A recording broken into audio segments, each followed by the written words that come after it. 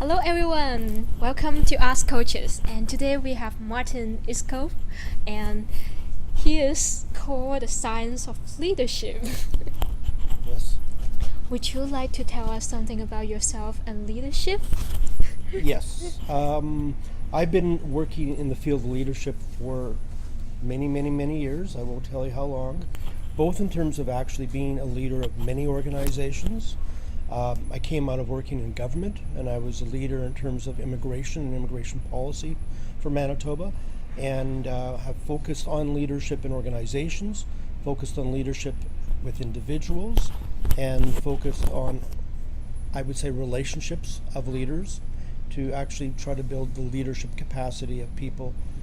That's where I've been focusing my attention. And mostly now it's about transformation leadership. Transformational Leadership. So I'll give you an example. When I'm working with somebody, in order for the person who's actually looking at their leadership capacity, it's really focusing on three things that they actually have to transform at the same time as they think about themselves. The first level is they have to transform within themselves. Secondly, they have to transform their relationships with other people, in other words, between people. And the third one is they have to actually transform themselves in terms of among people and organizations so that they actually contribute to organizational strategies. So when you talk about the way of transforming leadership, those are the three domains that I work with. It's contextualized. It's always going to be, and I don't know if you know, in leadership there's many different kinds of approaches to leadership development.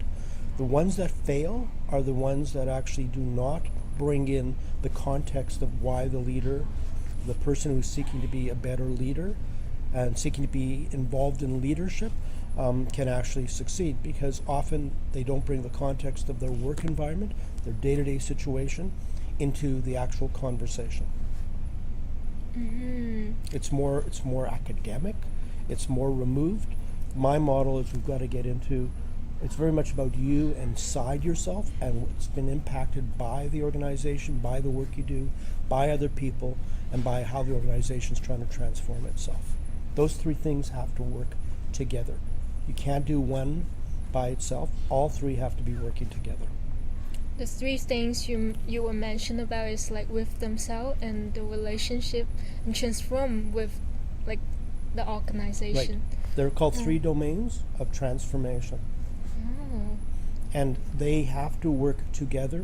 One in isolation of the others, it will not work for that person. That's been my experience. And you have to think about leadership, that leadership is not, I'm not talking about leaders developing, I'm talking about leadership development, because leadership development is a collective experience. Leaders developing is a self-interest experience. That's not going to work. The collective experience of leadership is what I'm talking about, and that's what I work with. Again, the three domains. Collective.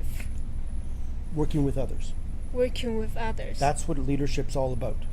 It is not by you doing it yourself. It's not about self-interest. Leadership programs that focus on the individual and their self-interest is not a leadership program. It's actually creating a strong leader in isolation of building a leadership process within an organization. So their self-interest is not the focus. Then what is the focus? The focus is for them to look at exactly where do they actually need to adapt and change to their environment. And my issue is, what are the results of this? The results often are increased compassion, increased empathy, stronger generosity, more gratitude, more humility, more hope, and to a large extent, I think it's also a willingness to be vulnerable. That's where I take people, because that to me is people who are actually interested in leadership and working with others. All those qualities are the end result of my process. Vulnerable, and those things you mentioned about, I also heard like a very opposite side of leadership I thought about before. They need to be very perfect, and they need to be powerful and strong, and Absolutely. So how does those That's a work very to- old model of leadership. It's based on the belief that there's one person in charge of an organization or a group, and that one person has to have the power and the authority to actually direct people what to do. That's a call to command and control autocratic model. It's old ways of thinking. In this environment, with changing populations and people asking for more within a leadership frame, that old model does not necessarily bode well for organizations. I know the result of that behavior is a toxic work environment. And actually what's sad about it is that the leader who is strong and in control and command and control structures often is the one who's also facing the toxins that they contribute to, that they actually try to handle, and they themselves are suffering from. That's terrible, dysfunctional leadership from my point of view. That's been my experience over the years. And most of my work is with organizations that have that kind of behavior. And I'm working through clients right now where we're working through, but I will go back to what I think are end results of my work. And I'm more of a thought leader working with people. They determine their own agenda. You know, the usual process in terms of coaching. But it's ultimately what I see as being really valuable is where the people who come out of this process with me actually are more hopeful, are more vulnerable. They're actually reflecting much more about who they are and what they need as a human being and the relationship they need. It doesn't mean that they're not focused on the agenda of the organization, but they're also more generous. They seek to have more gratitude about being with other people and actually identify how they appreciate other people. They're more, I think, humble in terms of realizing they're not the experts. They may be subject matter experts on a topic of finance or marketing or human resources, but in terms of a leadership frame, they need these other qualities. And these qualities are not just simply the end result, but it's also part of the process. Does that make sense to you? Yeah, it let me feels like those leaders, they seems like they need to go to the other side that they're probably not very familiar with and open themselves. And it's quite a scary thing for some of them. Absolutely. Well, it's interesting because you talk about leadership development. There are two approaches to it. One's horizontal leadership development, which is really skill-based. Become the subject expert. And that's easy. That's the easiest part for leadership development because you're going to learn skills in classes through mentors. But those are skills of accounting, of actually HR and so on. The other one is called vertical leadership development, and that's focusing on the knowledge they have of themselves in terms of their beliefs, their assumptions, their values, the way they actually see the world, the way they understand what's important to them. And often there are areas where they just don't know who they really are, and to be authentic and to be able to bring that forward. And that's actually an area that I work with a lot in helping people look at their operative narratives, their stories they tell about themselves and other people. And often they don't even know these stories are running within them. And my job is to help them decode that in many ways and then actually encode by looking at the stories that are going to be more helpful for them going forward. That's vertical leadership development. That's where I spend a lot of time through my work with people. That's the hardest place of change, or actually transformation. Because we're formed in certain ways over time. This is how you transform from here to here and change also your mindsets. Vertical, how do you define like vertical and horizontal? Well, I just described it. Yeah, Horizontal is skills. skills. So really specific skills, because and then you become the subject matter expert. As I said, it could be accounting, it could be HR, it could be marketing, it could be human resources, it could be promotion, recruitment, retention. It could be a skilled area, right? Vertical is about you. It's about your development and your transformation in terms of your mindset. And also the way you do that is you have to look at what are your core beliefs. And when I've worked with leaders over many years, often I have found that many leaders do not even know what their core beliefs really are. when you actually ask the questions, people often are very surprised about what they truly believe is true for them. And then you go from there in terms of what are their assumptions, what are their values, what are their attitudes, how do they see the world, how do they actually understand who they are and what's important in their lives. That's part of vertical development. Oh, I see. So, like being a whole person instead of just a very expert tool in an organization. Exactly. Oh. I mean, they have to work together. My interest is not horizontal. My message to people, if you want to learn those skills, I'm not the person. I'm a coach. I'm not a tutor. I'm not a mentor. I'm a coach. I'm interested in the second part. And if we can actually, when you look at wrapping all that up in terms of how do people change their mindsets, and there's enough work that talks about different mindsets. Leaders need to be in the transformational mindset, transformative mindset. Most leaders are between the socialized mindset and the self-authoring mindset. I need to get people to a much higher level of consciousness about how to see the world and how to step out of the world and reframe the world in a very different way so they can make more sense of how they have to transform and work with other people. That's my job. Wow. So what would be the end result of that? People are more hopeful. They have more humility. They're more authentic. They're vulnerable. They seek gratitude. They're quite happy and appreciate everything around them. They're more generous and they're more humble. That's the end result of many of my conversations and my work with leaders over time. Oh, it's very interesting. Mostly I heard about people talking about leadership. They probably putting like they're selling like they're selling more, or like they're recruiting more people, like that's the horizontal leadership. That's the horizontal. That's the skill set. That's simply looking at a technical definition of what I'm working with people believe is leadership. It's all technical skills.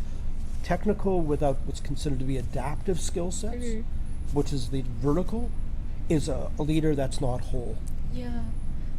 It's as you mentioned, like the vertical leadership is kind of really hard to measure the end result. How do you measure it? Like hope? How do you measure? People will tell me that they're more hopeful, and they can describe what are the behaviors and what are the results that to them demonstrate hope. They'll tell me about the qualities of hope that they're experiencing, that they wish to experience, so they can measure it. People have this within themselves. They will tell me, as we go through a process, how these things start to actually appear and how they're actually represented in their lives, and when they see them and when they don't see them. People know when there's more hope. People will tell me about the feelings of hope. They will tell me about how they think about hope. They will tell me about the actions of hope. They will tell me what the end results of hope will be. So this is all measurable, but it's based on what people are seeing for themselves. I don't have to tell them. And if you talk about gratitude, they'll tell me what gratitude looks like in their lives, how they feel about it, what are the emotional sides of gratitude, what are the actual beliefs they have about gratitude, what are the actions that demonstrate gratitude. The same thing in terms of humility. Humility, I do have to tell you, humility and vulnerability is when you get to that place with a person and they start to actually understand that they are human and they do actually have these vulnerabilities that they can't hide anymore, they've moved to a different place of thinking. And they're acting possibly now in a way where they actually understand that these human characteristics are really important in leadership transformation. Because they can't remain cold, disconnected, dismissal of feelings that other people have, including themselves. Doesn't mean that they change their decision making, but the way they make decisions, the way they bring people into the decisions, the way they govern an organization is changed often because of those experiences and those qualities. I've seen that over and over again. That's very different than what you probably thought as leadership development, which is highly technical. It's it's important, but that's not the work I do. Yeah. So like, what's your recent like When we talk about like leadership, what's in your mind? Well, I just worked with a team the team. of 4 leaders in an organization that's going through major transformation. And what I was dealing with were their rationalization, how they rationalize their ways of seeing leadership in the organization. And there's 7 fatal rationalizations in organizational leadership that I work with all the time. I'm not going to go into that detail, that's part of my work. But it was like when I worked through each one of these rationalizations. Do you know what rationalization means? Can you tell me more? An example would be, I believe that I've been hired as a CEO of an organization because I have a track record and because I have a formula of success. That's a rationalization. The reality is that's a waste of time. You really have been hired because you have wisdom and you have knowledge and you have a way to contextualize the work you need to do. Your job is not come in with a formula. Your job is to come in and to learn as a leader what this organization's context is about and use your wisdom from your experience, but not the formula. That's a rationalization and that's a reality. When I meant that when I was talking to the CEO, that's exactly where that CEO was coming from. I was hired because of this. I have had experience in this. I know the model, I know the formula, and by the end of it, it's like, no, that's fatal. If that's where you're coming from, that's dangerous to you and to your organization because you will fail. Because the context of where you were and the context now is so different. The culture is different, the climate is different, the context of how money flows, how people work, what the history of the organization is very different. So you need to work through, that's one rationalization. There are others. But they're fatal if you don't pay attention to them. So I brought them out into the open and we discussed each one of these rationalizations. There's 7 of them that I think are fatal to leadership in organizations long term. When you say fatal, it means Damaging. damaging the I'm not saying organization. people are going to die, but it's damaging to the person who's leading the organization or is working in leadership with others, and it's also those people who are followers and how they're impacted by it. And ultimately, the organization not meeting its strategies.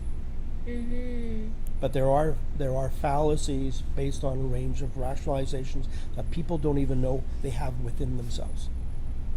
And that's why I just went through with a group. And I met with somebody else who's a CEO of another organization who's going through some tremendous change in the organization. And we met for 4 minutes, and this person was having real emotional angst about the fact that the questions I started to ask, which were really simple, started to bring this person to a place of vulnerability that they hadn't experienced before. And they started to realize there's something here that they need to work on. So sometimes it's a shock to the people I work with that the questions I ask are the ones they often don't expect, and 2, it starts to help them understand what's important for them and what they need to change, and my job is helping them move through that process. And I've had many of those, and I've had many leaders I've worked with who've actually, when I've asked questions, often when I've asked questions about what they truly believe is important or true about themselves, they're surprised at what they say. And often I have seen this over and over again. Leaders who are very accomplished, very smart, a great success track record, they will often tell me, I'm not saying all of them, that they believe they're failures. They believe that they're actually frauds. They've used this language. And I've said, and my question is, do you truly believe that? And they say, yeah, I do. Where did that come from? And they would tell me, and then the most important question, not going backwards, but asking the question simply, when you believe that is true for you, is it true or false? Is it true that you're a fraud? Is it true that you're a failure? Is it false? We talk about their track record or their information, they start to realize it's not true. But why do you believe this? And the most important question I ask is, does it serve you to believe those stories about yourself? And often they believe that it's still important to believe those stories. If not, there's a process to help them get past that. But that's what I'm saying. Sometimes people don't even know what they truly believe about themselves. Yeah, it feels like need to be very honest with myself to do like So- the process. But often people don't know that, in a sense, their integrity and their honesty is hidden when it comes to certain areas that they believe is true about the way they need to act or the way they've had experiences. Sometimes they just don't know what they need to know. It's called unconscious incompetence.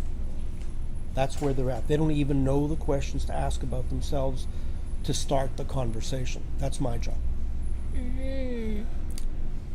Yeah, I'm really grateful that people mention about like those things not many people mention about, such as wisdom. That, Absolutely. and yeah, it's very rarely like mentioned about in an organization. It's just result. You get the result. Exactly. Yeah. I'm interested in organizations that I call are generative. They are actually reflective, and they're seeking, I would think, wisdom. Actually, it's interesting. I spoke to a business person, and I was talking about wisdom, and they said, we can't use that word. We have to be smart, and we have to be strong, but we can't be wise. I said, really? You can't be wise? What is wisdom all about? When do you actually feel that you are wise? So we're able to work through that. And about 8 months after that conversation, that CEO called me and said, you are absolutely right. It's about wisdom. And how do we get to a place where you feel you are wise? What does wisdom mean for you? And again, it's not subject matter expert. It's about being wise as a human being. And I think wisdom also means compassion and empathy and caring for other people in a very difficult work environment. So it's interesting because part of the work is I often will take people to that conversation if we need to go there. Again, if we need to go there, and they're giving me the direction about that conversation. But often in other situations, people don't ever want to go to that conversation. Yeah. But I will challenge them. That's my job as I walk through this process. And I'm always interested in leadership and wisdom. But I'm also interested in leadership, wisdom, and compassion. Those three have to go together. Compassion. Absolutely. So, as you mentioned about wisdom and compassion, what's the relationship with if the organization mentioned about the result, the achievement? Like, what's the relationship with those things? Well, you cannot actually. Let me go back. My assumption about leadership is you're working with other people and through other people, right? So you as the leader, whatever the position is, you need to work through other people. Otherwise, you're going to do it all by yourself. In order to work with people, you have to understand human nature, and you have to see where people are coming from in terms of how they're feeling about certain situations, their experiences, and how they want to be treated, and also how they see themselves, not just in terms of this organization, but as a human being and the values they bring. And so the connection is, if you don't see people in that way, often it's not very helpful in terms of productivity, performance, and various kinds of measures. It's interesting because where organizations are pretty clear up front that the way they see a staff person, an employee, is that they actually are there to perform. The organization is not interested in performance improvements except for what the job will require. They're not interested in how humans develop. They're not interested in that kind of model. And people know what they're walking into, that here's my job. My job is to deliver on time. Performance is ultimately my responsibility. And the organization's structure is put in place and people know what their expectation is. That's one thing. Example, you have DHL, you have all the various delivery companies. Many of them basically say, all we want from you is we want you to work, we want you to deliver, we want you to perform, we want you to exceed performance, but we're not going to actually talk to you about increasing the quality of your life. That's not our job. Now, organizations say, we care about the values about you as a human being and we want to see you grow and develop your potential.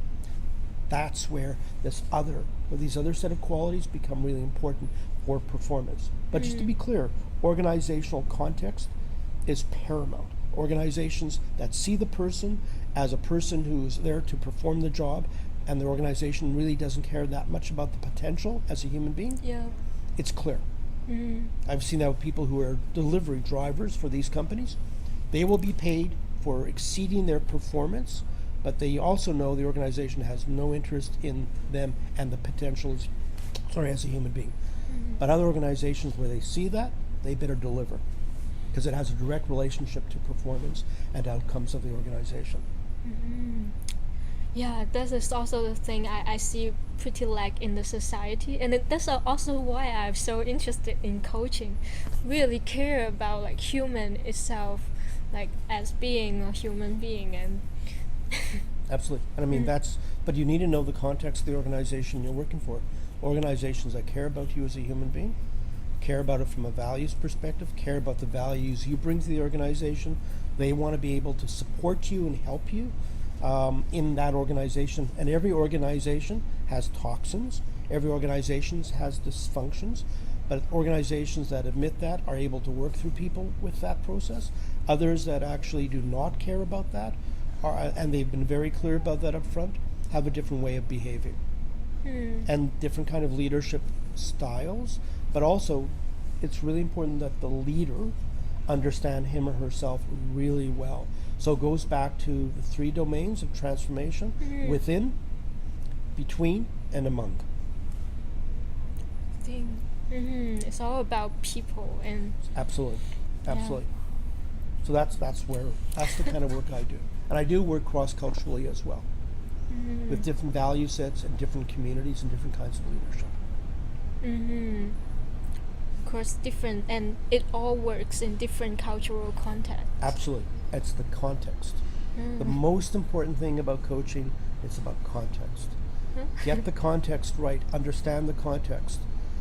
As coaches, content doesn't make that much of a difference to me. I'm interested in context. I actually have done work with people in other cultures. I had a client in Turkey, and I didn't understand Turkish. And halfway in the conversation, he was speaking Turkish to me. And at the end, and he spoke English and Turkish, but mostly Turkish, but we did have a conversation. I asked a range of questions. By the end of it, I didn't even know what the content meant.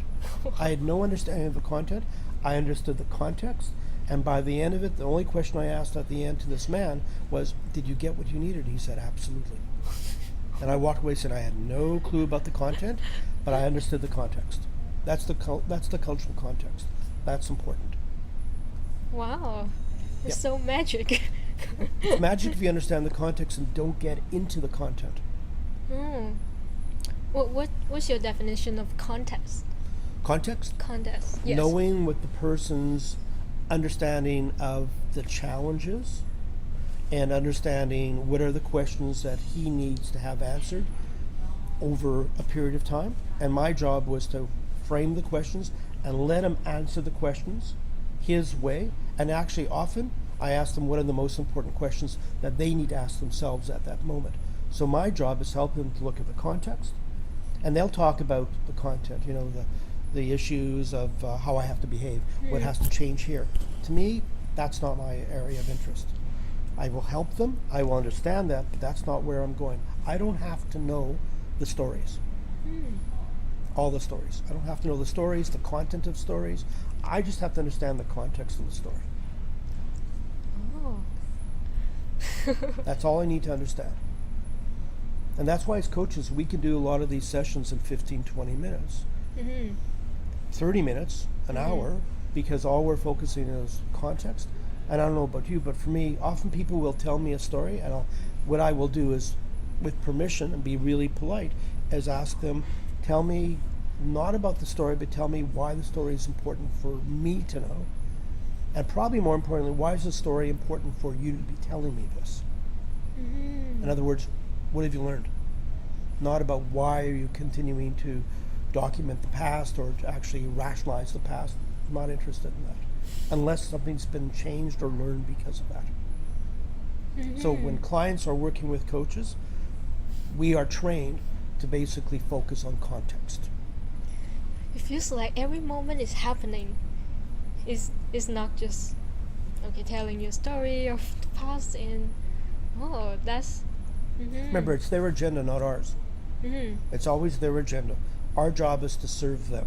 And our job is to ask the questions. And not many of them. A couple questions in a session is probably enough. Let the questions do the job. And stay out of the way. Wow.